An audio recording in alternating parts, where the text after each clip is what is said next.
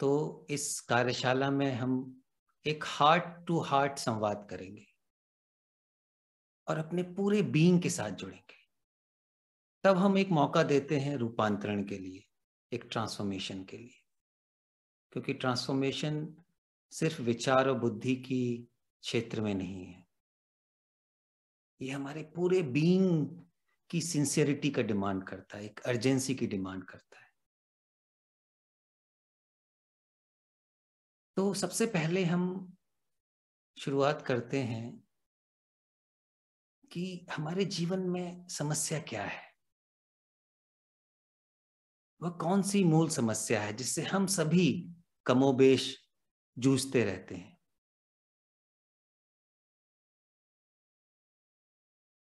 क्योंकि यदि हमने समस्या को ध्यानपूर्वक देख लिया, समझ लिया, सुन लिया, वहीं से एक गहरी समझ की शुरुआत हो जाती है, उस समस्या से मुक्ति की शुरुआत हो जाती है। अक्सर होता क्या है कि हम समस्या को थोड़ा बहुत तो महसूस करते हैं, लेकिन तुरंत हम प्रतिक्रिया करने लगते हैं, रिएक्ट करने लगते हैं और समस्या के समाधान की तरफ दौड़ने लगते हैं। ये अपने आप में एक समस्या है। बिना समस्या को समझे हम उसका समाधान चाहते हैं और ये संभव नहीं है। इसीलिए बार बार जे कृष्णमूर्ति कहते थे कि समाधान समस्या के समझने में है। यदि हमने समस्या को गहराई से समझ लिया, उसी में समाधान है। समाधान कहीं और नहीं है, उत्तर कहीं और नहीं है, प्रश्न की गहराई में उत्तर है। यदि हमने एक प्रश्न को भी गहराई से समझ लिया, देख लिया, वहीं सारे उत्तर छुपे हुए हैं। और ऐसा नहीं है कि हमें बहुत सारे प्रश्नों को इकट्ठा करना है, फिर वो सूचनाओं का अंबार हो जाएगा। यदि हम अपने आप से पूछें, मेरा एक गहरा प्रश्न क्या है? आप सभी अपने आप से एक ये सवाल पूछें आज कि मेरे रियली जीवन का जो सबसे गहरा प्रश्न क्या है? बड़ी गंभीरता और ईमानदारी के साथ, बिना संकोच के।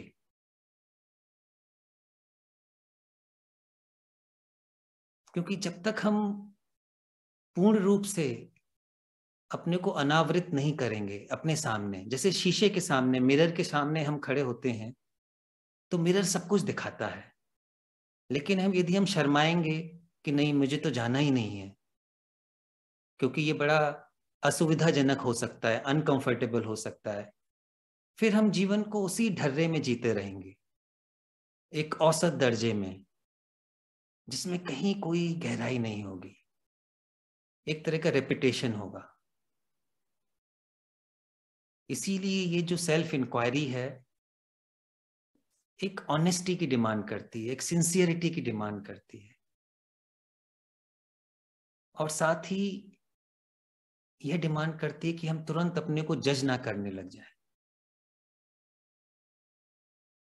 चीजों को ज्यों का त्यों देखें। तो हमारे जीवन की एक बड़ी गहरी समस्या ये है कि हम एक पुराने मन के साथ जी रहे हैं, एक ऐसे मन के साथ जो अतीत से बंधा हुआ है, पास्ट से बंधा हुआ है, जो संस्कारबद्ध है, कंडीशनड है, हजारों सालों की प्रोग्रामिंग का एक परिणाम है।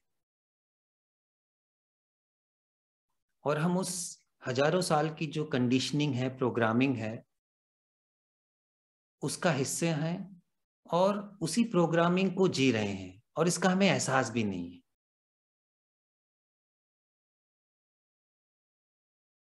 या थोड़ा बहुत एहसास है, पर हम उसकी ओर ध्यान नहीं देना चाहते। तो ये बड़ी त्रासदी है कि मानव मन उस कंडीशनिंग के साथ, प्रोग्रामिंग के साथ, एक ओल्ड माइंड के साथ जी रहा है, और हमें इस बात का कोई आभास नहीं है। ज्यादातर लोग ऐसे ही जी रहे हैं और हम उस प्रोग्रामिंग को ही सच मान ले रहे हैं। उस पर सवाल नहीं उठा रहे हैं। मेरा जन्म किसी खास ढांचे में हुआ, एक पैटर्न में हुआ है। वो पैटर्न हो सकता है एक रिलीजन का हो, किसी खास कल्चर का हो, भाषा का हो, पॉलिटिकल हो, इकोनॉमिकल हो, तमाम तरह के पैटर्न्स हैं। और जिस वातावरण में मेरा जन्म होता है, जिसमें मुझे बड़ा किया जाता है, जो कुछ मुझे बता दिया जाता है, उसी को मैं सच मान के जीने लगता हूं। और वो वास्तव में झूठ है। ये अपने आप में बड़ा शॉकिंग हो सकता है कई लोगों के लिए, यदि हम ये कहें कि आप जिस परंपरा में, चाहे कोई भी परंपरा हो, जिसमें भी जी रहे हैं, वो अपने आप में एक झूठ है। इसका यह अर्थ नहीं है कि हम परंपरा का कोई असम्मान कर रहे हैं। हम तथ्य को ज्यों का त्यों देख रहे हैं। सवाल यह है कि इंसान महत्वपूर्ण है या परंपरा महत्वपूर्ण है? या अपने आप से सवाल करिए। एक मानव जो जागा हुआ है, जागृत है, सजग है, संवेदनशील है,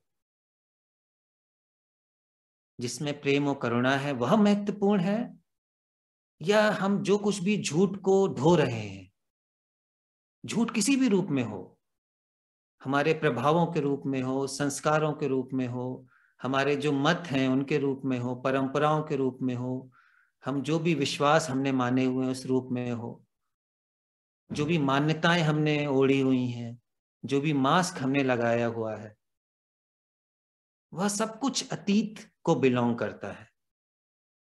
उसका वर्तमान से कोई सीधा रिश्ता नहीं है। और हम उसी को ही सच मान के जी रहे हैं। एक बड़ी ट्रेजेडी है। और इसी के कारण हमारे समाज में, हमारे संसार में, हमारे परिवारों में इतना द्वंद है, संघर्ष है, मनमुटाव है, हिंसा है। ये सारा कुछ है।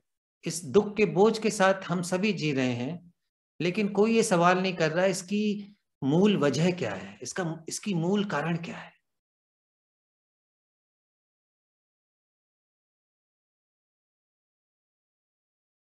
क्योंकि हम लगातार अतीत में जी रहे हैं, और जीवन अतीत में नहीं है, जीवन है वर्तमान में। इस क्षण है जीवन। पर हम सब लोगों को शिक्षित कर दिया गया है उस अतीत में जीने के लिए लगातार। यदि हम अपने आप को देखें, अपनी जो मन की दशा है वह क्या है? लगातार स्मृतियों में हम जीते हैं, अतीत की यादों में जीते हैं। क्या ऐसा नहीं है? अपने मस्तिष्क को देखें, दिन रात वो मशीनरी चल रही है। अतीत के अनुभवों में क्या घटित हुआ, किसने मुझसे क्या कहा, मुझसे क्या भूल हुई, मुझे क्या नहीं करना चाहिए था या क्या करना चाहिए था, इस सारे चक्रव्यूह में मन फंसा हुआ है।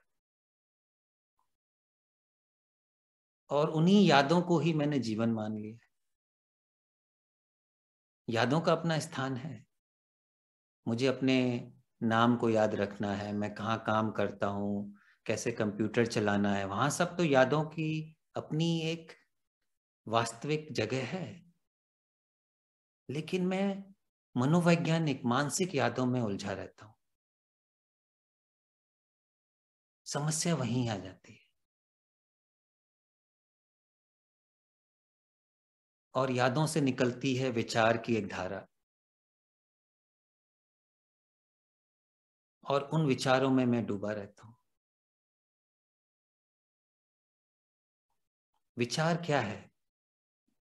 यादों की एक प्रतिक्रिया है। जो मेमोरीज हैं उनका रिएक्शन है थॉट। और इसी बीच में हमारा मन झूलता रहता है। विचार की अपनी भूमिका है। हम बिना विचार के सरवाइव नहीं कर पाएंगे। लेकिन उसकी कहाँ वास्तविक भूमिका और कहाँ बिल्कुल नहीं है, इसका ज्ञान हमें नहीं है, इसका जो बोध है वह नहीं है।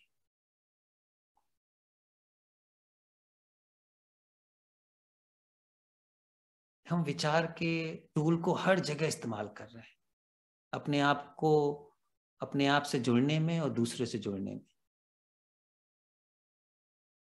जब हम विचार के टूल को मनोवैज्ञानिक ढंग से इस्तेमाल करने लगते हैं, जिसके हम आदी हो गए हैं, तब विचार हमें डिफाइन करने लगता है, परिभाषित करने लगता है कि मैं कौन हूं और आप कौन हैं। और विचार की जो भी परिभाषाएं हैं वो हमारी यादों पर आधारित है, हम हमारी कंडीशनिंग पर आधारित है। तो ये जो कंडीशनिंग है, संस्कारबद्धता है, ये यादों और विचारों के द्वारा खड़ी होती है, उसी के द्वारा मेंटेन होती है।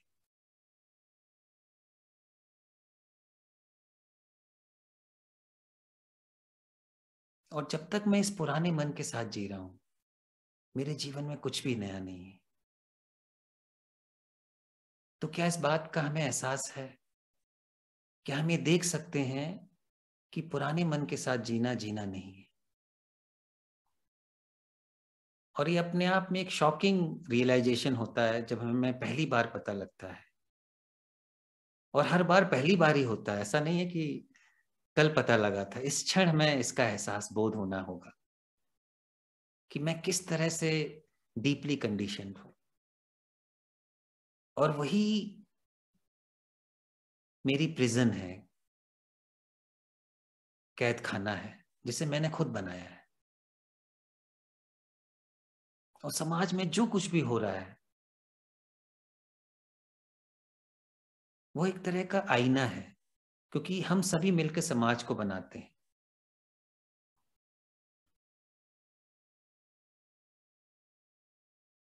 जिस तरह का जीवन मैं जी रहा हूं वही बाहर रिफ्लेक्ट होता है, क्योंकि हम सभी इस पुराने मन के साथ जी रहे हैं। तो वही पुराना मन समाज में रिफ्लेक्ट होता है, प्रतिबिंबित होता है, और समाज में जो हो रहा है वो फिर हमें प्रभावित करता है। तो ये एक इंटरेक्शन चलता रहता है। समाज का निर्माण हम सब मिलकर करते हैं, और जब एक बार समाज निर्मित हो जाता है फिर वो हमें कंडीशन करने लगता है। तो आप देख रहे हैं किस तरह से एक दूसरे को हम प्रभावित करते हैं। इसीलिए जीना एक बहुत बड़ी जिम्मेदारी है। हम किस तरह जी रहे हैं, यदि हम होश के साथ नहीं जी रहे हैं, सजगता के साथ नहीं जी रहे हैं, तो फिर हम न केवल अपने लिए बल्कि पूरे समाज के लिए दुख का कारण बन जाएंगे, द्वंद का कारण बन जाएंगे।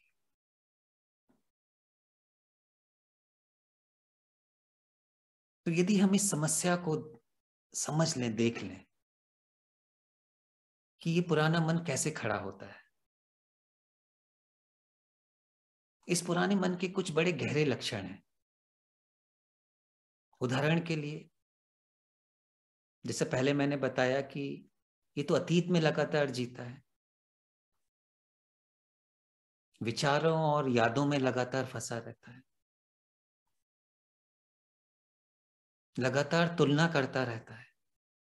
आप देखिए, हम सबके भीतर तुलना की प्रक्रिया चलती रहती है कि मैंने क्या जीवन में हासिल किया है, दूसरे ने क्या किया है, क्या मैं कहीं पीछे छूट जा रहा हूं। लगातार मन आंक रहा है अपने पड़ोसी के साथ, अपने कलीग के साथ, अपनी फैमिली में दूसरे भाई के साथ, बहन के साथ। हर जगह तुलना चल रही है। तो पुराने मन का एक गहरा ये लक्षण है कि वो लगातार कंपैरिजन में फंसा रहता है। तो कभी आपने सवाल किया है, क्यों मन कंपेयर करता रहता है, क्यों तुलना करता रहता है? क्या बिना तुलना के जीना संभव है? क्योंकि लगातार तुलना तो मन को बिल्कुल ही एक शोरगुल में बांध देती है। तुलना का शोरगुल लगातार चल रहा है, और मैं कभी भी संतुष्ट, खुश नहीं रहता हूं उस तुलना में, क्योंकि मुझे ऐसा हमेशा लग रहा है कि मेरे अंदर कुछ कमी है, मैं पीछे छूट जा रहा हूं, बाकी लोग मुझसे आगे निकल रहे हैं। तो ये अपने आप में बड़ा गहरे दुख का कारण बन जाता है तुलना। तो हम तुलना क्यों करते हैं, ये सवाल करिए। ये मत कहिए तुरंत कि तुलना नहीं करनी चाहिए। देखिए, सेल्फ इंक्वायरी में ये बहुत ही महत्वपूर्ण है कि हम ये जो चाहिए है ना, उसको भी बड़े सावधानी से देखें।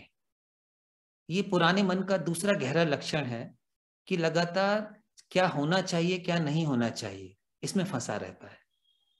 तुलना तो है ये गहरा लक्षण, उसके साथ में ये दूसरा लक्षण है कि मुझे क्या करना चाहिए, क्या नहीं करना चाहिए। और ये कौन बता रहा है? मेरा संस्कारबद्ध मन ही बता रहा है। मेरे जो विचार हैं, अतीत की यादें हैं, वही बता रही हैं, जो मेरे अंदर फीड कर दिया गया है। तुलना फीड हो गई है। ऐसा नहीं है कि दूसरा कोई फीड कर रहा है, मैं भी फीड कर रहा हूं, क्योंकि मैं और संसार, मैं और समाज गहराई से अलग नहीं है। मनोवैज्ञानिक रूप से हम ही समाज है, मैं और आप ही समाज है। तो इसीलिए इसका इंतजार मत करिए कि समाज कब बदलेगा, तब मैं बदलूंगा। फिर तो वो कभी होने वाला नहीं है, क्योंकि समाज मैं ही हूं, आप ही हैं। यदि मेरे अंदर नजरिया बदल गया खुद को देखने का, सबसे पहले खुद को देखने का नजरिया बदलना है, तब मेरा संसार को, दूसरों को देखने का नजरिया बदलेगा।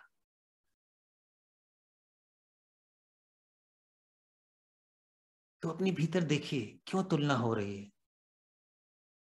क्यों ये डर है कि मैं पीछे छूट जाऊंगा, कहीं मेरे अंदर कुछ कमी रह जाएगी? तुलना डर के कारण होती है। तो एक पुराना मन डरा हुआ मन है। ये एक और लक्षण है इसका कि लगातार भय में जी रहा है।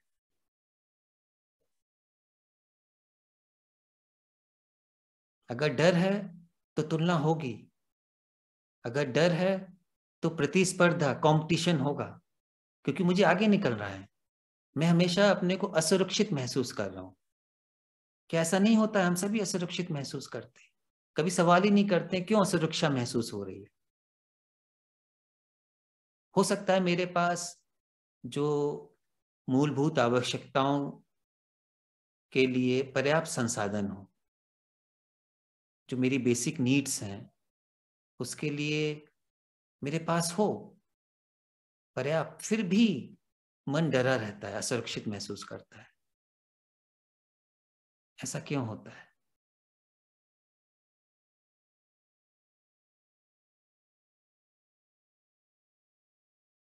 क्योंकि मैंने कभी अपने भीतर गहराई से झांका नहीं है कि जो डर की वजह क्या है।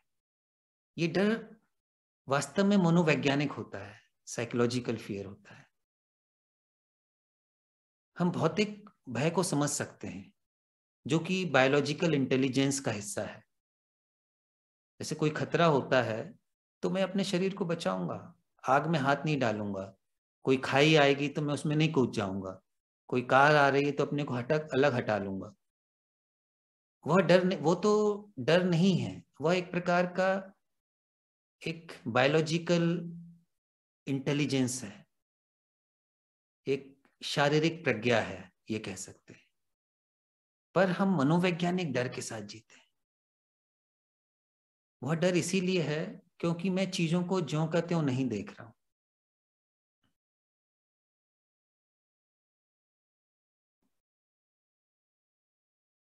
एक्चुअली ये विचार ही है जो डर पैदा करता है, और फिर विचार ही बताता है डर से कैसे बाहर निकले। और ये अपने आप में एक चक्रव्यूह बन जाता है। डर अपने आप में चीजों को ज्यों का त्यों नहीं देखना है। जब हम किसी चीज को फेस नहीं करते हैं डायरेक्टली, जब हम विचार के ऊपर आश्रित होकर चीजों को फेस करते हैं, तो और डर बढ़ जाता है, क्योंकि विचार ही है जो डर को पैदा करता है। और विचार हमें डर से बाहर नहीं निकाल सकता है, क्योंकि जिसने डर को पैदा किया है वो हमें कैसे बाहर निकालेगा? हाँ, उसको ज्यों का त्यों समझ लेना डर से बाहर निकाला जा सकता है। यदि हम देख लें विचार किस तरह से अपने पलायन के द्वारा चीजों को ज्यों का त्यों नहीं देखने के कारण डर पैदा कर रहा है। और पुराने मन का ये लक्षण है कि वो लगातार भागता रहता है। वह तथ्य के साथ नहीं जीता है, जो है उसका सामना नहीं करता है। आपने देखा होगा किस तरह से मन हमेशा एस्केप करने में लगा हुआ है। कोई भी समस्या आई, उत्तर ढूंढने लगता है। उत्तर ढूंढना भी एस्केप है, क्योंकि हम समस्या को नहीं समझ रहे हैं, उसकी मूल में, जड़ में नहीं जा रहे हैं। कोई मुझे बस उत्तर दे दे तुरंत, पर उत्तर कोई नहीं दे सकता है।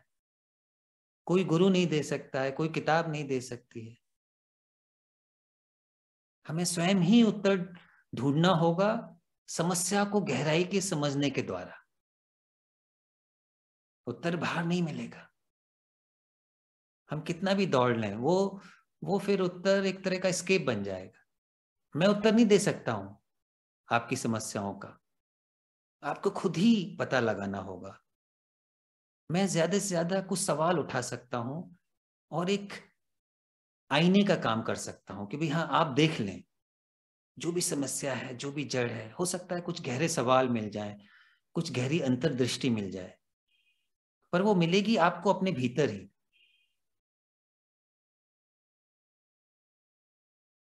तो पुराने मन का एक और ये लक्षण है कि वह प्रश्न के साथ जीना नहीं चाहता है, प्रश्न के साथ ठहरना नहीं चाहता है, तुरंत उत्तर में भाग जाना चाहता है। जो जवाब हैं वो सारे उधार के जवाब होते हैं, बोरोड आंसर्स होते हैं, उनका कोई अर्थ नहीं है। वो केवल आपके बौद्धिक ज्ञान को और बढ़ा देंगे, इंटेलेक्चुअल नॉलेज में और एडिशन कर देंगे। कि क्या करेंगे आप इतने सारे बौद्धिक ज्ञान का? पूरी लाइब्रेरी तो भरी हुई है, गूगल सारे उत्तर दे दे रहा है, पर उसका कोई अर्थ नहीं है। भौतिक प्रश्नों का तो चलिए अर्थ है, आपको खोजना हो बनारस कहाँ है या कैलिफोर्निया कहाँ है, किसी शब्द का अर्थ क्या है, पर आप स्वयं को कैसे जानेंगे, उसका जवाब कौन देगा? आप खुद ही दे सकते हैं। आप स्वयं को कैसे देखेंगे, और इस देखने में क्या बाधा है? ये हमारा पुराना मन ही सबसे बड़ी बाधा है। और इस बाधा को यदि हम समझ लें, देख लें ध्यानपूर्वक, तब फिर कहीं बाधा नहीं है। इस क्षण हम सभी बैठे हुए हैं यहाँ, आप ध्यान पूर्वक सुन पा रहे हैं। अपने आप से पूछिए, क्या पूर्ण रूप से सुनना हो पा रहा है? क्या पूर्ण रूप से आप यहाँ उपस्थित हैं? यदि हैं तो कहीं कोई बाधा नहीं है। यह पूर्ण रूप से उपस्थित होना, a total presence with all your being, with all your senses,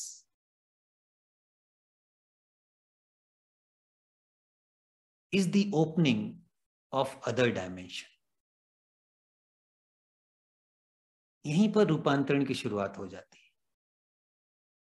यदि आप एक पूरे खुले मन और हृदय के साथ उपस्थित हैं इस क्षण, तब कहीं कोई बाधा नहीं है। आप समस्या को ज्यों का त्यों देख लेंगे, समझ लेंगे और उससे मुक्त हो जाएंगे।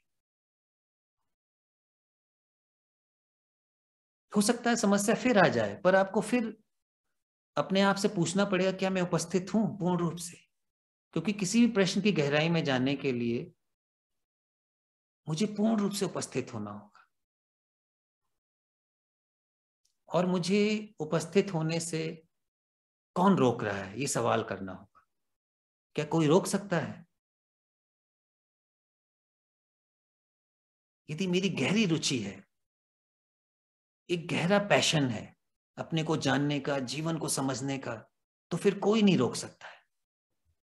आपने देखा होगा, जब आप डीपली इंटरेस्टेड होते हैं कुछ सीखने के लिए, चाहे कोई म्यूजिकल इंस्ट्रूमेंट हो या कोई और कला हो,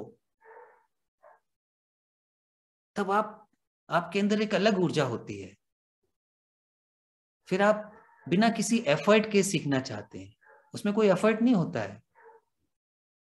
आप जब प्रेम में होते हैं, एक गहरी ऊर्जा होती है, उसमें कोई एफर्ट नहीं होता है, आप एक दूसरे को सुनते हैं।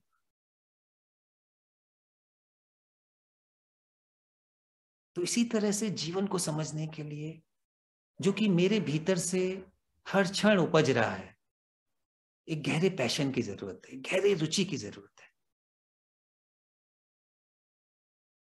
तब मैं पुराने मन के परे जाकर अपने आप को सुन पाऊंगा, जीवन को सुन पाऊंगा।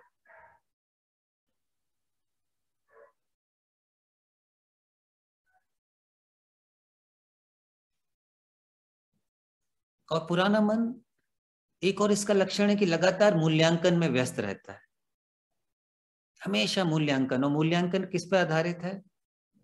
वही हमारे अंदर जो फीड कर दिया गया प्रोग्रामिंग। लगातार मैं अपने को जज कर रहा हूं, वही तुलना, मूल्यांकन, और फिर एक दौड़ शुरू हो जाती है, मुझे कहीं पहुंचना है। तो ये दौड़ किसकी है? ये विचार की दौड़ है, मन की दौड़ है। फिर मैं अपने को यही मान लेता हूं कि मैं मन ही हूं, जो यादें हैं वही मैं हूं। फिर मैं उसी रूप में जीता हूं। हमारे सारे रिश्ते उसी रूप में होते हैं। दो यादें एक दूसरे से मिल रही हैं, दो अतीत के जो गठरियां हैं मिल रही हैं, उसी में सुख दुख लगा हुआ है। जीवन कहाँ है? वास्तविक संबंध कहाँ है वहां? यदि मैं अपने आप से नहीं जुड़ पा रहा हूं डायरेक्टली, बिना किसी जजमेंट की गठरी के, बिना किसी मूल्यांकन के, बिना किसी तुलना के, यदि मैं अपने आप से सीधे नहीं जुड़ पा रहा हूं तो मैं किसी से नहीं जुड़ पाऊंगा। तो सबसे पहले तो खुद से जुड़े, इस सब के परे जाकर। ये जितने भी स्क्रीन्स हैं इनको तुरंत देखें। हमारी जो विचार हैं किस तरह से प्रोजेक्ट करते हैं एक आइडेंटिटी। आप देखिए, मैं एक आइडेंटिटी के साथ जी रहा हूं, और वो जो पहचान है, आइडेंटिटी है, उसे विचार नहीं गढ़ा है अपनी प्रोग्रामिंग के तहत। तो अपने आप से सवाल करिए कि मैं कौन हूं? क्या मैं विचार के द्वारा प्रक्षेपित एक पहचान हूं? दूसरा भी यही कर रहा है, और सारी लड़ाई पहचानों के बीच हो रही है। मैं वास्तव में जीवन को नहीं पहचान रहा हूं, ना स्वयं को पहचान रहा हूं, एक झूठी पहचान के साथ जी रहा हूं। जब मैं झूठ के साथ जीऊंगा तो क्या होगा, आप बताइए? दुख के सिवाय क्या होगा? हो सकता है कुछ एक्साइटमेंट हो, थ्रिल हो, मैं कामयाबी की घोड़े पर सवार हूं, सब कुछ ठीक चल रहा है, पर एक छोटी सी कोई बात होगी, वहीं मैं घोड़े से गिर जाऊंगा। फिर पता लगेगा कि नहीं, ये तो बिल्कुल ही फ्रेजाइल है, कहीं कुछ ठोस नहीं है, कहीं कहीं एक गहरी स्टेबिलिटी नहीं है।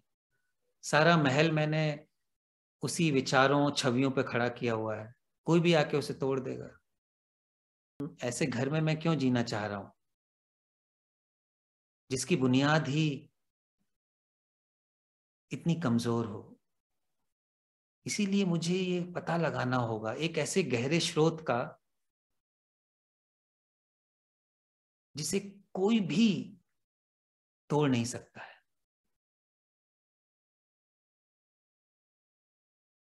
जिसे कोई भी हिला नहीं सकता है। छोटे सा भी तूफान कोई आएगा, मुझे हिला देगा, मुझे बहा के ले जाएगा। किसी ने कुछ कह दिया, इसी किस्से कहानियों में लगा रहेगा मन। आहत हो गए, आहत कर दिया, थोड़ा सुख मिल गया, पर जीवन में जो गहराई है वो नहीं आएगी। इसीलिए सवाल करना होगा कि मैं पुराने मन के साथ क्यों जी रहा हूं। जैसे ही आप ये सवाल करेंगे, इस सवाल करने के साथ ही एक गहरे श्रवण, एक गहरे लिसनिंग की शुरुआत होगी। तब आप अपने आप को सुनना शुरू करेंगे हृदय से, अपने पूरे बीइंग के साथ।